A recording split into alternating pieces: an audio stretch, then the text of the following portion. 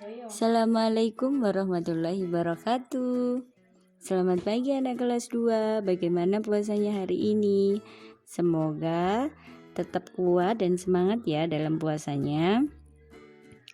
Di sini Bunda akan memberikan materi tema 8 subtema 1. Perhatikan ya, jika ada yang belum kalian pahami, bisa kalian catat di buku catatan tematik.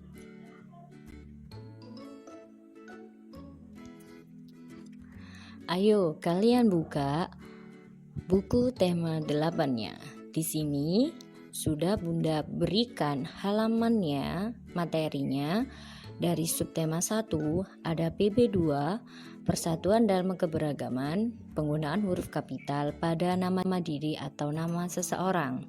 Yang PB3 dalam penggunaan tanda titik dalam kalimat dan panjang pendek nada pada lagu, serta membaca dan menentukan waktu.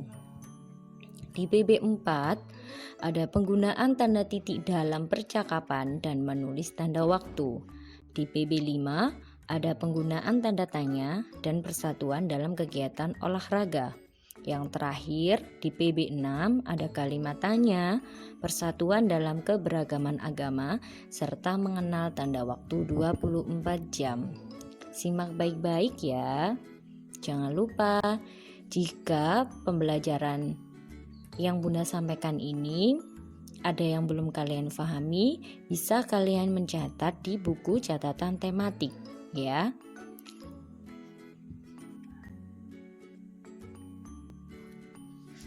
Di PB2 ada persatuan dalam keberagaman. Di sekitar kita banyak sekali adanya perbedaan, dimulai dari agama, asal daerah, suku bangsa, dan adat istiadatnya.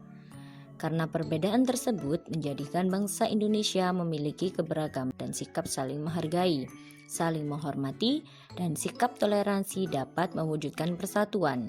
Di sini Bunda sudah beri contoh, ada perbedaan pakaian adat, perbedaan agama, dan perbedaan adat istiadat dimulai dari tari dan rumah adat. Apa itu toleransi?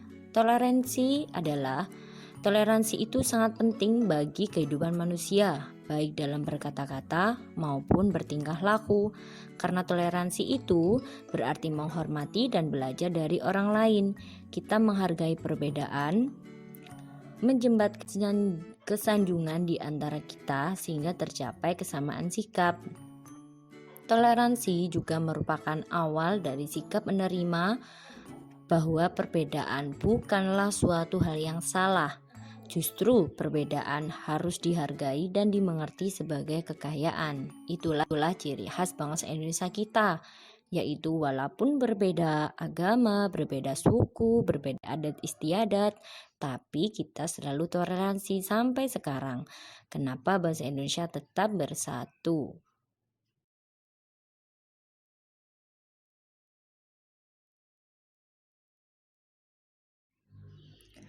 Di penggunaan huruf kapital pada nama diri atau nama seseorang, huruf kapital disebut juga huruf besar. Huruf kapital dipakai sebagai huruf pertama dalam ungkapan yang berhubungan dengan nama Tuhan dan kitab suci, termasuk kata ganti untuk Tuhan. Misalnya, Allah hanya ditulis huruf besar. Yang Maha Pengasih, Y, M, dan P-nya memakai huruf kapital atau huruf besar.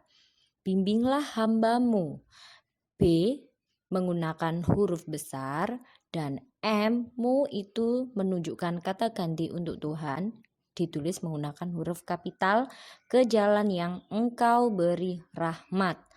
Engkau itu kata ganti untuk Tuhan, yaitu E-nya ditulis menggunakan huruf kapital.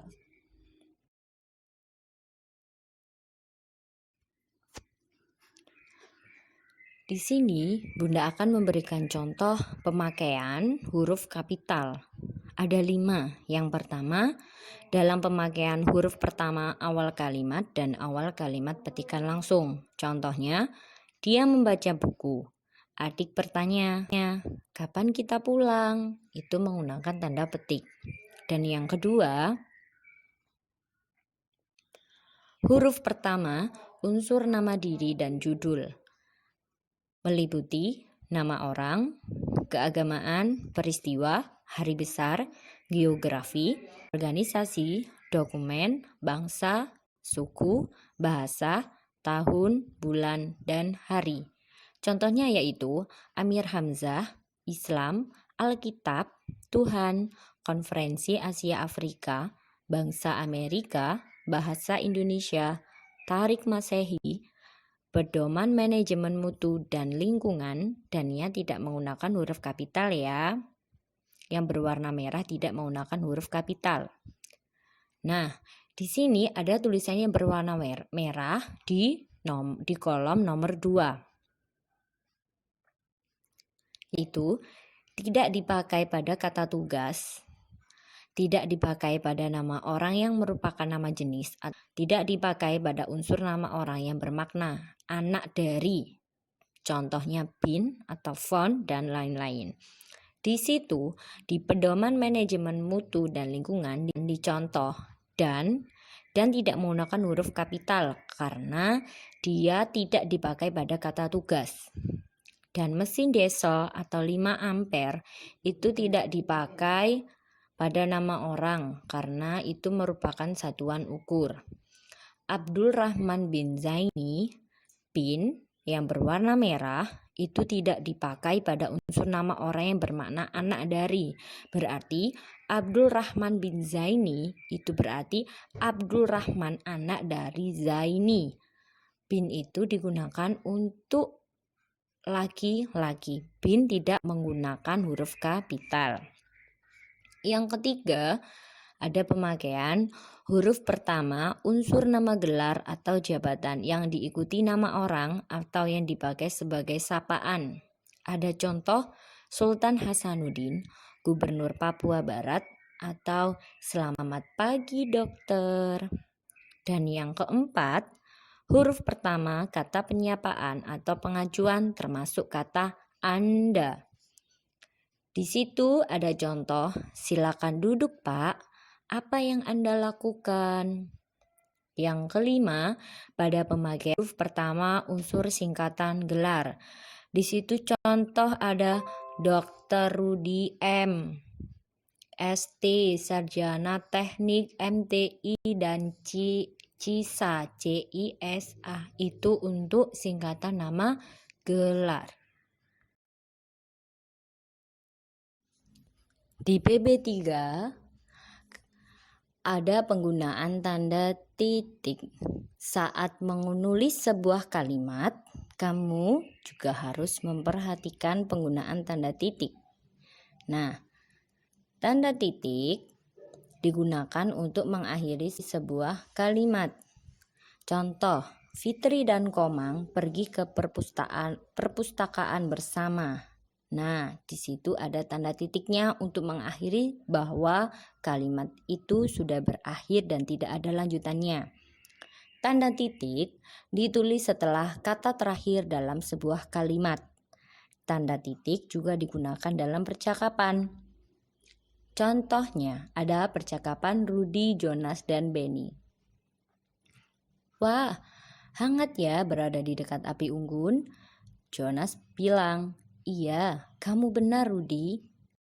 Selain hangat, api unggun ini terlihat indah dan sangat terang. Benny berkata, walaupun begitu, kita harus berhati-hati. Kita tidak boleh berada terlalu dekat dengan api Rudi, Jonas. Nah, pada percakapan Rudi, Jonas, dan Benny, di akhir kalimat menggunakan tanda titik.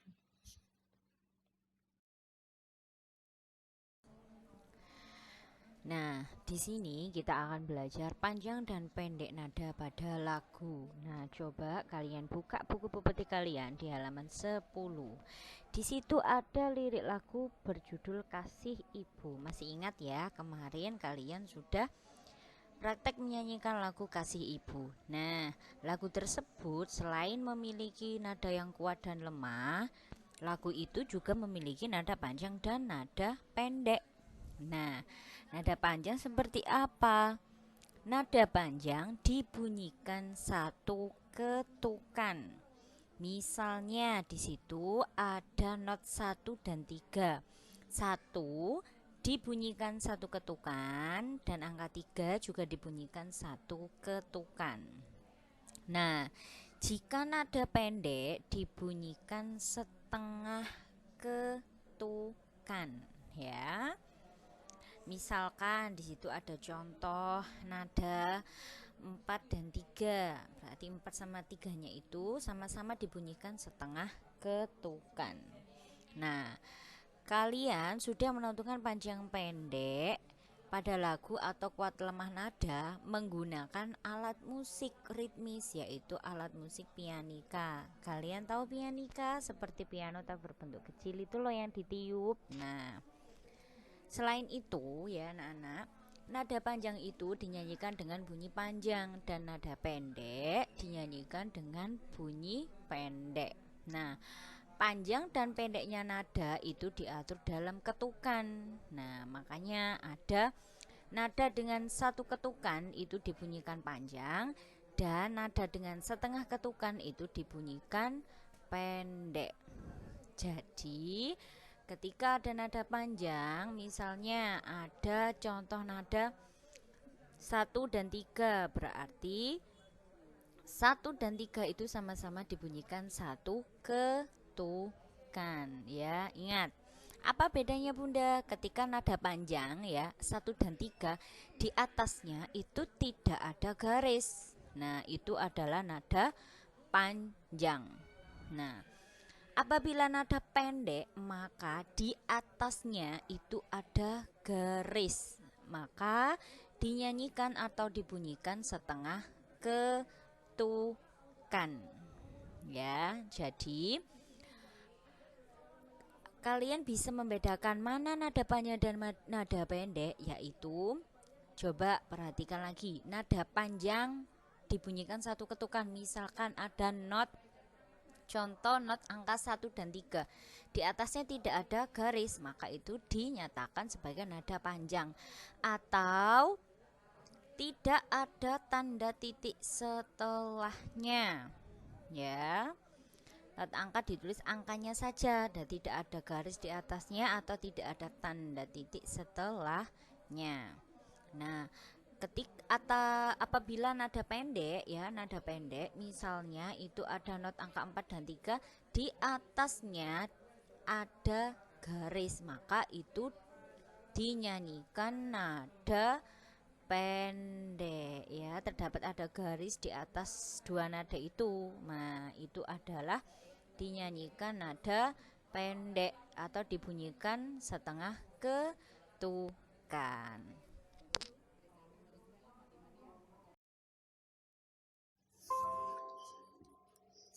Membaca dan menentukan tanda waktu. Di sini Bunda sudah memberikan contoh jam analog. Jarum pendek itu menunjukkan jam dan jarum panjang itu menunjukkan menit. Nah, di sebelahnya ada contoh jarum pendek menunjukkan ke angka 7 dan jarum panjang menunjukkan ke angka 12. Maka dibaca pukul 7. Cara membacanya ya.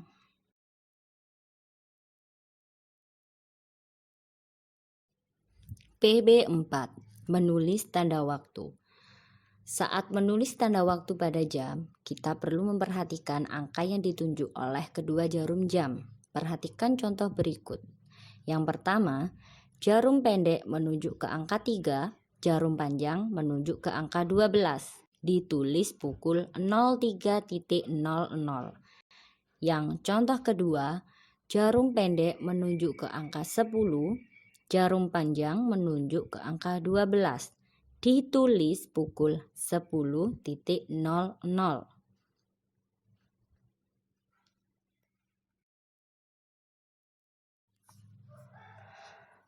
PB 5. Penggunaan tanda tanya. Saat membuat kalimat tanya, kamu harus memberi tanda tanya di akhir kalimat. Apa itu kata tanya? Kata tanya adalah gunakan untuk menanyakan sesuatu. Kata tanya, perkataan yang digunakan untuk menanyakan sesuatu ya. Kata tanya bisa diikuti oleh partikel kah apabila digunakan di awal ayat seperti apakah ya. Dan yang ketiga, kata tanya boleh wujud di awal, di tengah, dan di akhir. Nah, partikel kah tidak diperlukan jika kata tanya terletak di akhir. Hanya ada di depan seperti apa. Masih ingat kalian adik Simba? Ada apa, di mana, kapan, siapa, mengapa, bagaimana, dan berapa. Nah, kata tanya apa jika diberi imbuhan kah menjadi apakah itu digunakan pada awal kalimat bukan di akhir kalimat. Persatuan dalam kegiatan olahraga. Sikap persatuan juga dapat kita terapkan dalam kegiatan olahraga. Untuk memenangkan permainan dalam olahraga, kekompakan antar pemain dalam satu tim harus dipelihara. Misalnya, dalam olahraga sepak bola, jika kita tidak kompak dan adanya kerjasama dalam tim, akibatnya dalam permainan maka untuk memenangkan permainan tidak dapat tercapai karena tidak adanya kerjasama dan kompak. Selain bekerja sama, kita juga harus mengembangkan sikap sportif. Apa itu sikap sportif? Sikap sportif artinya bersikap jujur dalam bermain serta menaati peraturan permainan. Dengan memelihara sikap sportif, kita dapat bermain dan berolahraga dengan rukun. Hidup rukun dapat mencerminkan sikap persatuan dalam keberagaman. Kalimat tanya. Kalimat tanya digunakan saat kamu ingin mengetahui suatu hal secara lebih rinci. Sudah Bunda beri kata tanya ya, yaitu kata tanya apa, siapa, bagaimana, di mana, kapan, dan mengapa. Ada contoh kata siapa dengan kalimat siapa nama adikmu. Ada kata tanya mengapa, kalimatnya mengapa Rani tertawa. Ada kata tanya kapan dengan kalimat kapan kakek datang. Ada kata tanya berapa dengan kalimat berapa harga tas ini. Fungsi kata tanya. Ada kata tanya apa, itu digunakan untuk menanyakan benda, hal, dan binatang. Contohnya, apa yang Lani lakukan? Ada kata tanya di mana, itu digunakan untuk menanyakan lokasi atau keberadaan seseorang atau benda atau tempat.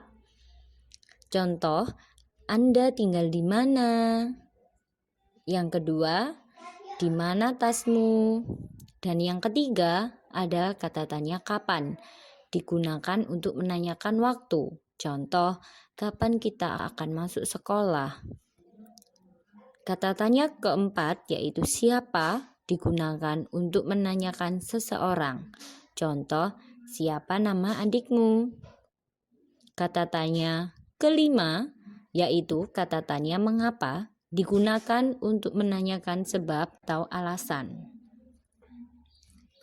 Yang keenam, yaitu kata tanya berapa digunakan untuk menanyakan jumlah. Contoh, berapa murid yang hadir hari ini? Harga kotak krayon itu berapa? Dan yang terakhir, yaitu bagaimana. Digunakan untuk menanyakan keadaan atau cara atau proses. Contoh, bagaimana tumbuhan itu berkembang biak. Itulah fungsi kata tanya dari apa, di mana, kapan, siapa, mengapa, berapa, dan bagaimana. Persatuan dalam keberagaman agama. Di Indonesia terdapat 6 agama yang diakui, yaitu Islam, Kristen, Katolik, Hindu, Buddha, dan Konghucu. Apakah kalian masih ingat? Nah, meskipun berbeda agama, masyarakat Indonesia dapat hidup berdampingan dengan rukun. Kerukunan itu terjadi karena adanya sikap saling menghargai dan menghormati. Bunda akan memberi contoh saat makan bersama. Nah, pada gambar itu ada tulisan agama ibarat makan dengan teman-teman. Tiap orang dapat memesan makanan yang berbeda, tetapi masih dapat duduk di meja yang sama. Nah, coba kalian perhatikan gambar tersebut. Mereka terdapat perbedaan agama. Mereka tidak satu agama ya. Dan makanan yang dipesan pun juga berbeda, tetapi mereka bisa makan dan duduk di meja yang sama karena mereka saling menghargai dan menghormati. Menentukan tanda waktu dengan notasi 12 jam. Siang hari dari matahari terbit hingga matahari terbenam lamanya 12 jam. Pada saat malam hari dari matahari terbenam hingga matahari terbit lamanya 12 jam. Jadi satu hari adalah siang ditambah malam yaitu siang 12 jam dan malam 12 jam menjadi 24 jam. Maka satu hari ada 24 jam. Menentukan tanda waktu dengan notasi 24 jam. Sehari semalam lamanya 24 jam, satu malam ya, dan satu hari itu loh. Nah, pergantian tanda waktu adalah tengah malam atau pukul 12 malam. Dalam notasi 24 jam, pukul 12 malam sama dengan pukul 24. Dan menentukan tanda waktu dengan notasi 24 jam tidak menggunakan keterangan pagi, siang, sore, atau malam lagi. Tetapi dengan notasi 00.00 sampai dengan 24.00 itu artinya jam 12 malam. Nah, di sini kalian ada gambar jam. Nah, dari angka pertama pukul 1 pagi ya, kita bisa menulisnya sesuai dengan angkanya, yaitu pukul 1, pukul 2, pukul 3, pukul 4, pukul 5 petang atau 5 subuh ya, dan pukul 6 pagi, pukul 7 biasanya kalian berangkat sekolah, pukul 8, pukul 9, pukul 10, pukul 11, dan pukul 12 siang. Nah, setelah pukul 12 siang, kalian tidak boleh menuliskan menggunakan angka 1 kembali, tetapi melanjutkan di angka 12 setelah angka 12 yaitu angka 13. Nah, di samping ini sudah Bunda beri contoh ya. Ketika kalian menuliskan pukul 1 siang itu berarti 13.00, pukul 2 siang 14.00, pukul 3 siang pukul 3 sore, pukul 4 sore, pukul 5 sore, dan pukul 6 petang atau maghrib, pukul 7 malam, pukul 8 malam, pukul 9 malam, pukul 10 malam, pukul 11 malam. Dan yang terakhir yaitu pukul 12 malam atau bisa ditulis menggunakan 24.00 atau 00.00 ya.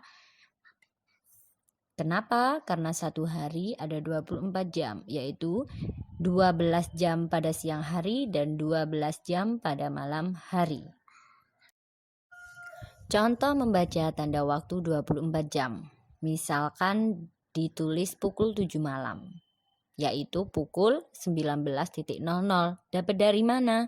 Nah, dari jam analog ya, karena di jam analog kita itu hanya ada 12 angka. Berarti 12 ditambah 7 sama dengan 19. Nah, di sini sudah ada 3 gambar. Yang pertama, jarum jam menunjukkan pukul 3 sore, berarti bisa ditulis pukul 15.00. Yang gambar kedua, jarum jam menunjukkan di angka 10. Pukul 10 malam bisa ditulis pukul 22.00.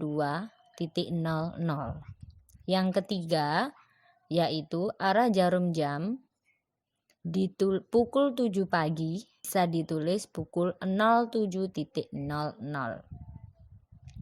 Semoga kalian paham dengan materi yang Bunda berikan hari ini. Jangan lupa untuk selalu belajar dan semangatnya tidak boleh turun ya. Kurang lebihnya Bunda mohon maaf atas pembelajaran hari ini. Jika kurang jelas bisa ditanyakan ke Bunda. Bunda akhiri. Wassalamualaikum warahmatullahi wabarakatuh. Nah, itu adalah materi yang ada di subtema 1 di pembelajaran 2 dan 6. Kalian jangan lupa ya untuk mengulanginya kembali, memutar-mutar terus video Bunda, membacanya kembali agar kalian paham. Terima kasih sudah menyimak materi Bunda hari ini. Jangan lupa untuk mempelajarinya, membacanya. Apabila ada yang kurang difahami, silakan kalian mencatatnya di buku tematik agar kalian lebih paham. Baik anak-anak, sekian materi yang bisa Bunda jelaskan hari ini. Kurang lebihnya Bunda mohon maaf apabila ada kesalahan. Bunda akhiri. Wassalamualaikum warahmatullahi wabarakatuh. Stay healthy ya. Jangan lupa kalian tetap di rumah karena hari ini kita belajar secara daring kembali. Jaga kesehatan anak-anak.